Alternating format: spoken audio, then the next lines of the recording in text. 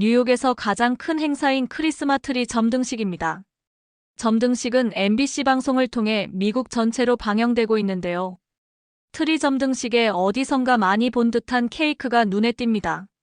바로 한국의 K베이커리가 미국 가장 큰 크리스마스 행사에 등장한 건데요. 방송 진행자들은 케이크의 귀여운 장식과 디자인을 호평하고 있습니다. 무슨 사연인지 시작하겠습니다. 안녕하세요. 저는 엠마 브라운입니다. 뉴욕 어퍼웨스트 사이드에서 태어나 자랐죠. 어릴 적부터 우리 할머니의 부엌은 제 놀이터였어요. 할머니는 매주 일요일이면 수제 애플파이를 구우셨는데 그 달콤한 향기는 지금도 제 기억 속에 생생하답니다. 컬럼비아 대학에서 경영학을 전공하던 시절 우연히 들른 프랑스 빵집에서 운명이 바뀌었어요. 각 구운 바게트의 바삭한 겉면과 부드러운 속, 버터의 향이 가득한 크루아상. 그날 이후 제 꿈은 완전히 달라졌죠. 부모님의 반대도 있었어요. 안정적인 금융가 대신 제빵사의 길을 선택한다는 게 충격이셨죠. 하지만 저는 확신이 있었어요. 23살 파리행 비행기를 탔을 때의 설렘이 아직도 기억나요. 르 코르동 블루에서의 3년은 제 인생에서 가장 힘들면서도 행복한 시간이었어요. 매일 새벽 3시에 일어나 학교로 향했죠. 진한 커피 한 잔으로 하루를 시작하며 완벽한 크루아상을 만들기 위해 수백 번 반죽을 접었어요. 파리의 작은 아파트에서 혼자 지내며 주말이면 몽마르트르의 작은 빵집들을 순례하듯 다녔어요. 각 빵집마다 가진 독특한 레시피와 기술들을 관찰하고 기록했죠. 특히 메종 카이저의 바게트는 제가 평생 잊지 못할 맛이에요. 그곳에서 2개월간 인턴십을 하면서 전통 프랑스 빵의 진정한 가치를 배웠어요. 디플로마를 받은 후에는 파리 16구의 유명 베이커리에서 일할 기회도 있었어요. 하지만 뉴욕의 가족들이 그리웠고 미국에서 정통 프랑스 베이커리를 열고 싶다는 꿈이 있었죠. 귀국 후 맨해튼의 프렌치 레스토랑에서 베이커리 셰프로 일하면서 마이클을 만났어요. 그는 제가 만든 에클레어를 먹고 반했다고 하더라고요. 결혼 후에는 전업주부의 길을 선택했어요. 아이들을 키우는 게 행복했지만 한편으로는 베이커리에 대한 꿈을 접어야 했죠. 매일 아침 토스트를 굽는 것이 제 베이킹의 전부가 되었죠. 하지만 부엌 한켠에는 여전히 르 코르동 블루에서 쓰던 제 도구들이 남아있어요. 버터 스크레이퍼, 도우 커터, 그리고 프랑스에서 가져온 레시피 노트까지. 최근 제 16살 딸 소피아가 K-팝에 빠지면서 우리 가족의 일상에도 변화가 찾아왔어요. 처음에는 이해할 수 없었지만 이제는 저도 은근히 그 음악들이 귀에 익숙해졌어요. 딸아이가 하도 졸라서 생일 선물로 한국 여행을 가기로 했죠. 솔직히 저는 파리 외의 다른 나라에 대해서 크게 관심은 없었어요. 파리를 처음 방문했을 때처럼 설렘 반 걱정 반으로 한국행 비행기에 올랐어요. 소피아는 비행기에서도 한국 드라마를 정신없이 보더군요. 저는 그저 딸의 K-팝 콘서트 투어에 동행하는 엄마일 뿐이라고 생각했죠. 인천공항에 도착한 순간부터 놀라움의 연속이었어요. 파리 샤를 드골 공항이나 뉴욕 JFK와는 전혀 다른 분위기였죠. 깔끔하게 정돈된 동선, 반짝반짝 광이 나는 바닥, 그리고 무엇보다 직원들의 친절함이 인상적이었어요. 지하철은 또 어떻게 그렇게 깨끗한 건지. 파리 메트로의 독특한 분위기도 좋아하지만 서울의 지하철은 마치 지하궁전 같았어요. 매일 아침 뉴욕 지하철에서 겪었던 불쾌한 냄새나 지저분한 모습은 찾아볼 수 없었죠. 호텔 근처 골목을 걷다가 우연히 베이커리를 발견했어요. 파리의 빵집들은 대부분 오전에만 영업하는데 이곳은 늦은 저녁까지 문을 열더군요. 유리창 너머로 보이는 빵들은 제가 알던 것과는 전혀 달랐어요. 마치 보석처럼 반짝이는 케이크들, 솜사탕처럼 부드러워 보이는 식빵, 그리고 한 번도 보지 못한 모양의 달콤한 빵들. 용기를 내어 들어갔어요. 놀랍게도 빵집 안에는 20대부터 노년층까지 다양한 연령대의 사람들로 북적였어요. 파리의 빵집들이 가진 묵직한 전통성 대신 이곳은 밝고 경쾌한 분위기였죠. 진열대 안의 빵들은 마치 예술작품 같았어요. 특히 눈에 띈 건 순우유 식빵이었는데 자르자마자 퍼지는 우유 향이 정말 놀라웠어요. 겉은 바삭하면서 속은 이렇게 부드러울 수 있다니. 파리에서 배운 전통적인 제법과는 전혀 다른 결이었어요. 빵을 먹으며 창밖을 바라보는데 제가 얼마나 편협한 시각을 가지고 있었는지를 문득 깨달았죠. 다음 날은 일부러 일찍 일어나 동네 빵집들을 둘러봤어요. 체인점부터 동네 빵집까지 모든 곳이 놀라웠죠. 소피아의 콘서트 동행 일정 대신 저는 서울의 유명 베이커리들을 찾아다니기 시작했어요. 매일 밤 노트에 적어가며 그들만의 특별한 레시피와 기술을 연구했죠. 한국의 베이커리는 전통과 혁신이 절묘하게 조화를 이루고 있었어요. 파리지앵의 자부심으로 가득 찼던 제 마음이 조금씩 변화하기 시작했답니다. 한국의 베이커리는 세계 다른 나라들과 특별했어요. 파리의 작은 빵집들이나 뉴욕의 베이커리와는 전혀 다른 모습에 계속 놀랐습니다. 서울의 대형 카페에 들어섰을 때의 충격이 아직도 생생해요. 3층짜리 건물 전체가 베이커리라니. 1층은 빵과 케이크, 2층은 카페, 3층은 브런치 레스토랑으로 운영되고 있더군요. 파리의 빵집이라고 하면 보통 작은 가게 하나에 장인이 만드는 빵 몇 종류가 전부였는데 말이에요. 메뉴의 다양성은 또 어떻게 설명해야 할까요? 바게트와 크루아상 같은 기본적인 빵부터 시작해서 한국의 전통적인 재료를 활용한 흑임자 크림빵, 녹차 데니쉬까지. 심지어 계절마다 새로운 메뉴가 출시된다고 해요. 르 코르동 블루에서는 전통을 고수하는 것이 최고의 미덕이라고 배웠는데 이곳은 끊임없이 변화하고 새로운 시도를 하고 있었어요. 특히 인상 깊었던 건 음료와 빵의 완벽한 페어링이에요. 제가 일하던 파리의 빵집에서는 빵만 팔았죠. 하지만 이곳은 각 빵에 어울리는 음료를 추천해 주더군요. 팥빙수를 베이커리에서 판다는 것도 신선한 충격이었어요. 더운 여름날 차가운 팥빙수를 카페에서 먹는 건 생각만 해도 시원할 것 같은 기분이 들었어요. 직원들의 서비스도 놀라웠어요. 파리의 빵집에서는 손님이 빵을 고르면 그저 건네주는 게 전부였죠. 하지만 이곳의 직원들은 각 빵의 특징을 상세히 설명해주고 데워 드시길 원하는지 포장은 어떻게 할지 꼼꼼히 물어보더군요. 진열대의 구성도 인상적이에요. 마치 보석가게처럼 빵들이 아름답게 진열되어 있죠.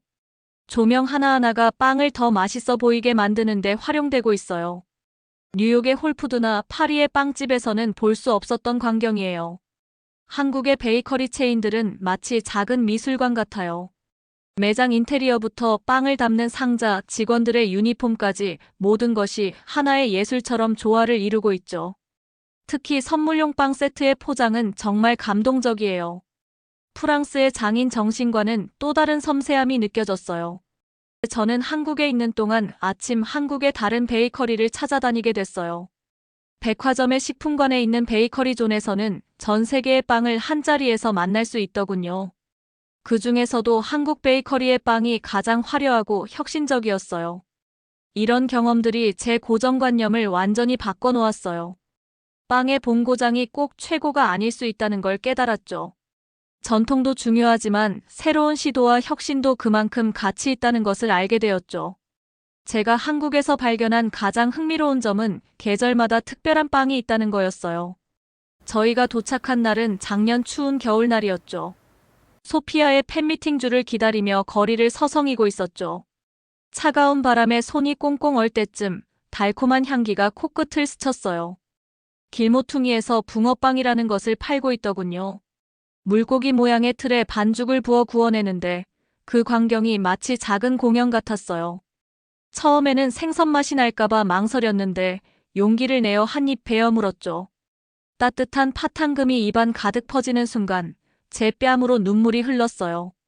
파리의 크루아상도 뉴욕의 베이글도 주지 못했던 특별한 위로 같은 게 있었죠. 차가운 거리에서 만나는 따뜻한 빵. 이런 게 한국의 겨울 문화라고 하더군요. 그 후로 저는 한국의 길거리 빵을 찾아다니기 시작했어요. 호빵이라는 것도 발견했는데 찜기에서 쪄내는 빵이더군요. 팥향금, 피자, 야채 카레 등 다양한 맛이 있었어요. 뜨거운 증기가 모락모락 피어오르는 호빵을 한 입 베어 물면 마치 엄마의 포근한 품속 같은 느낌이 들었죠. 또 하나 놀라웠던 건 한국의 빵집들이 이런 길거리 문화를 고급스럽게 재해석했다는 거예요. 파리바게뜨에서는 호빵을 모티브로 한 케이크를, 뚜레쥬르에서는 붕어빵을 재해석한 디저트를 선보이더군요. 전통적인 길거리 음식을 현대적으로 재해석하는 모습이 정말 인상적이었어요. 베이커리 체인점들은 계절마다 새로운 제품을 출시한다고 해요. 겨울이면 군고구마를 넣은 빵, 달달한 밤식빵, 생강을 넣은 쿠키 등 날씨에 딱 맞는 제품들을 선보인다네요. 프랑스에서는 상상도 못할 일이에요. 빵은 변함없는 전통이라고 배웠는데 이렇게 자유롭게 변화할 수 있다는 게 신선했죠. 특히 인상 깊었던 건 한국의 빵집들이 가진 따뜻함이에요. 진열대 안에 빵들을 따뜻하게 데워주는 건 기본이었죠. 하루는 소피아와 2대 앞거리를 걸었는데 빵 하나를 두고 딸과 제가 서로 다른 추억을 이야기하더군요. 저에게 붕어빵은 한국의 겨울을 대표하는 따뜻한 위로였지만 소피아에게는 좋아하는 아이돌이 예능에서 먹던 간식이었어요. 같은 빵을 두고도 이렇게 다른 이야기가 만들어질 수 있다는 게 참 재미있더라고요. 매일 아침 호텔 조식을 새로운 시각으로 바라보게 되었어요. 처음에는 호텔 조식이 파리나 뉴욕의 호텔처럼 평범한 크루아상과 베이글 몇 개만 있을 거라고 생각했죠. 하지만 놀랍게도 조식 뷔페에는 한국의 다양한 빵들이 즐비했어요. 각 구운 단팥빵, 소시지빵, 크림빵은 물론이고 한국식 우유식빵과 유러피안 스타일의 바게트도 준비되어 있었어요. 매일 아침 각 구운 빵의 향기를 맡으며 또 어떤 따뜻한 발견을 하게 될지 기대하는 여행이 되었죠. 한국의 겨울은 차갑지만 빵집들은 그 어느 때보다 따뜻했어요. 소피아가 K-팝 덕분에 한국을 알게 된 것처럼 저는 빵 덕분에 새로운 한국을 발견하게 되었습니다. 한국에서 가장 인상적이었던 건 한국의 베이커리들이 보여주는 끊임없는 진화예요. 프랑스 빵집들이 수백 년의 전통을 고수하는 것을 자랑으로 여긴다면 한국의 베이커리들은 매일 새로운 시도를 하고 있더군요. 예를 들어 제가 방문한 성수동의 한 베이커리는 크루아상에 한국의 치즈 불닭 소스를 활용했는데 이런 파격적인 조합이 오히려 새로운 매력을 만들어내더라고요. 한국의 카페 문화와 베이커리의 결합도 놀라웠어요. 파리의 카페에서는 커피와 크루아상 정도가 전부였지만 이곳의 베이커리 카페들은 마치 작은 미식 공간 같았어요. 바질 페스토를 넣은 식빵에 수프를 곁들이고 말차 크림이 들어간 크루아상과 말차 라떼를 페어링하는 식이죠. 빵을 자르는 방식도 달라요. 파리에서는 바게트를 통째로 판매하는 게 일반적이지만 한국의 베이커리는 한 입 크기로 잘라서 시식용으로 제공하더군요. 처음에는 이런 문화가 낯설었는데 이제는 이 방식이 훨씬 합리적으로 느껴져요. 손님들이 직접 맛을 보고 선택할 수 있으니까요. 디저트 빵의 세계는 또 어떻게 설명해야 할까요? 파리의 에클레어나 밀푀유도 물론 아름답지만 한국의 디저트 빵들은 마치 보석 같아요.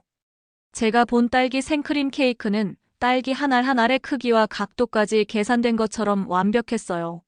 심지어 빵집마다 시그니처 케이크가 있어서 SNS에서는 이런 케이크를 찾아다니는 빵지 순례라는 문화까지 있다고 해요. 특히 감동적이었던 건 건강과 맛을 모두 고려한다는 점이에요. 통밀가루로 만든 건강빵, 글루텐 프리 옵션, 비건을 위한 빵까지.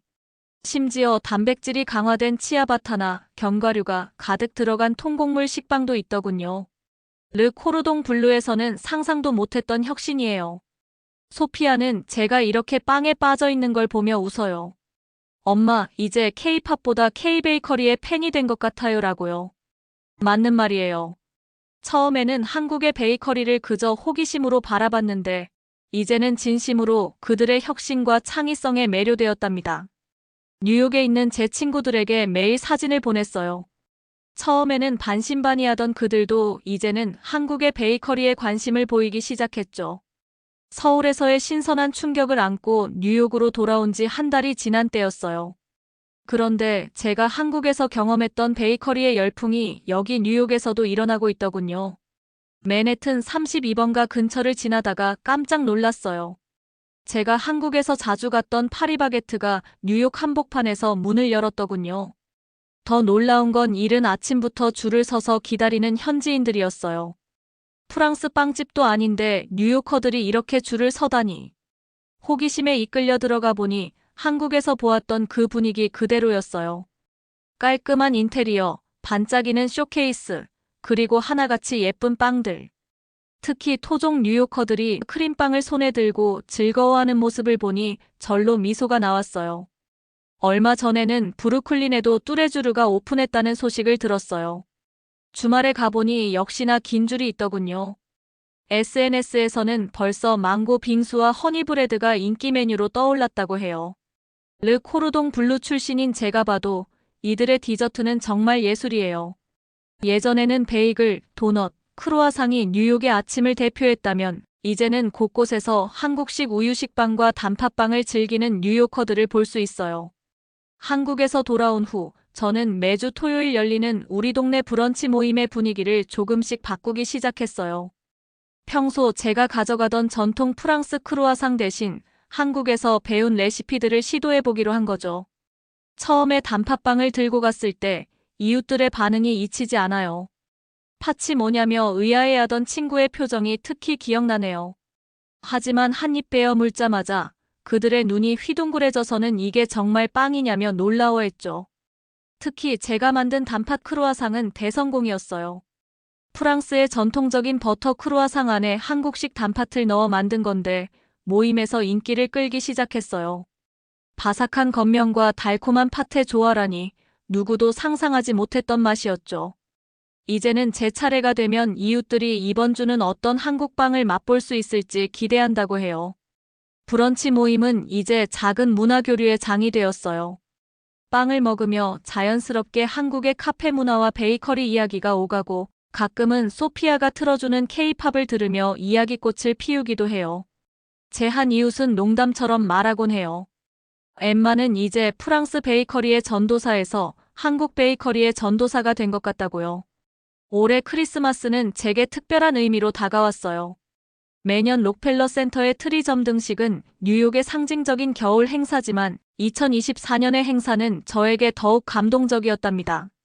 행사장에 도착했을 때 처음엔 제 눈을 의심했어요. 거대한 크리스마스 트리 주변에 파란색 상자들이 예쁘게 장식되어 있었거든요. 한국에서 보았던 그 익숙한 파리바게트의 시그니처 컬러였죠. 화려한 케이크 디스플레이는 마치 작은 미술관 같았어요. 제 딸 소피아는 신이 나서 이것저것 설명해 주더군요. 케이크 위에 귀여운 캐릭터들이 K-팝 아이돌을 모티브로 했다나요. 전통적인 크리스마스 케이크와는 전혀 다른 모습이었지만 오히려 그래서 더 특별해 보였어요. 뉴욕 타임스퀘어의 대형 전광판에는 한국 베이커리의 광고가 번갈아가며 나왔어요. 바삭한 겉면에 부드러운 크림이 가득한 케이크들, 반짝이는 마카롱 세트, 그리고 달콤한 선물 세트들. 지나가는 사람들이 하나둘 발걸음을 멈추고 광고를 바라보더군요. 특히 인상적이었던 건 현지인들의 반응이었어요. 제 옆에 있던 젊은 커플은 파리바게트 케이크를 들고 인증샷을 찍고 있었고 한 가족은 아이들과 함께 뚜레쥬르의 크리스마스 한정판 브레드를 나눠 먹고 있었죠. 10년 전만 해도 상상할 수 없었던 광경이에요.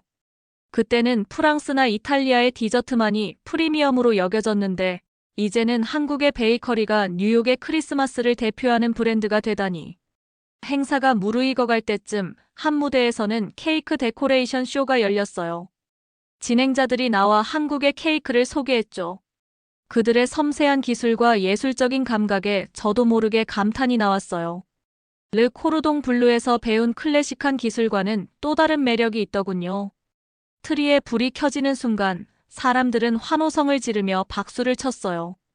반짝이는 트리 아래에서 케이크를 나누는 사람들을 보며 문득 깨달았죠.